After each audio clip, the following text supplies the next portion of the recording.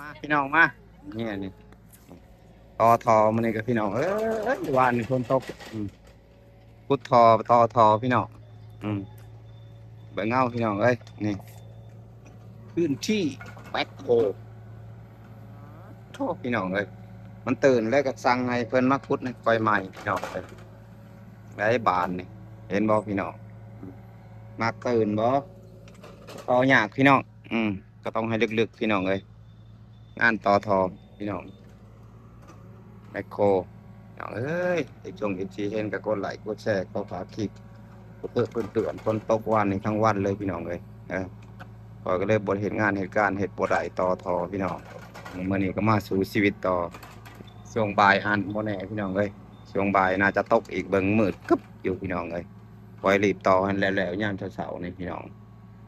ต่อกับทีมงานพี่น้องเป็นก็เป็นคนขับไมคโครพี่น้องคนงานนำกันนี่แหละพี่น้องเอาพี่น้องตรงยี่จีวอลไล่ย่ายห่างพี่น้องจวด